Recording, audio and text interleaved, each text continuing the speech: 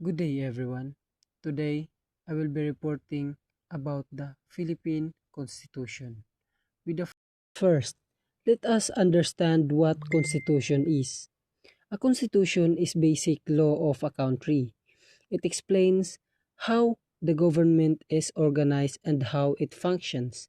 It also protects the right of the people and represents the independence of the sovereignty of the nation.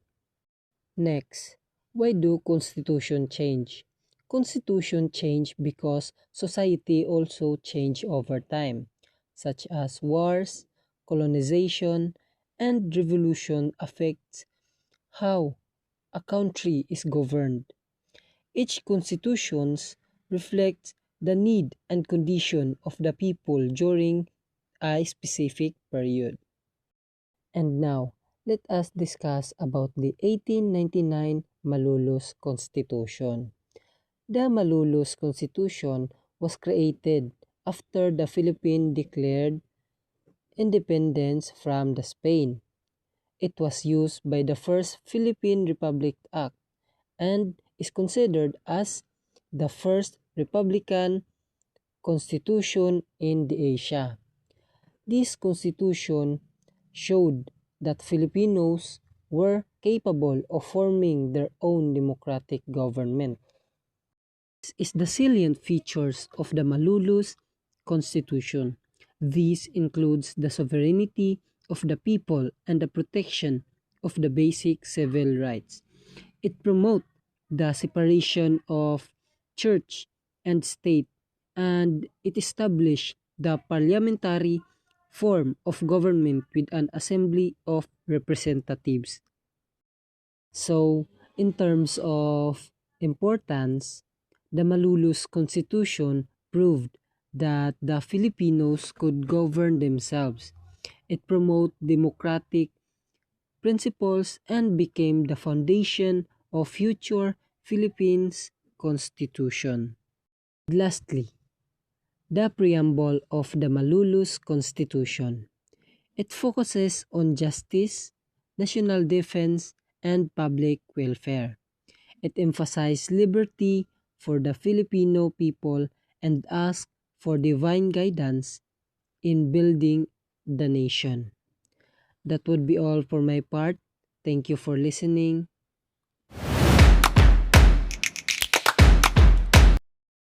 First, I will talk about Act of the United States Congress from 1898 to 1934. During this time, the Philippines did not yet have its own constitution. Because of these laws made by the U.S. Congress were used to govern the country. These laws serve as the main guide for the government. Is the Philippines Organic Act of 1902. These laws created a civil government in the Philippines. Before this, the country was under military rule. It also included a Bill of Rights, which helped protect the basic rights of Filipinos. Another important law is the Philippines Autonomy Act of 1916, also known as the Jones Law. This law allowed Filipinos to elect their own leaders, especially members of the Senate. It also promised that the Philippines would become independent in the future. Reading McDuffie Act of 1934 was very important because it allowed Filipinos to write their own constitution. It also created the Commonwealth period, which helped prepare the country for full independence.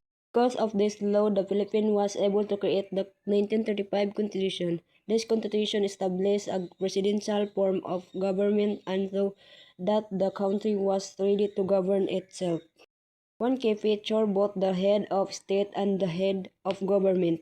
The lawmaking body was also organized to help create better laws for the country.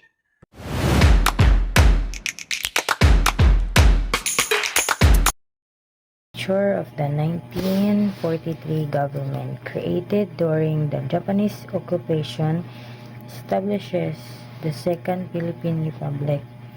Jose P. Laurel served as president, not recognized by U.S. and Commonwealth government ended after World War II.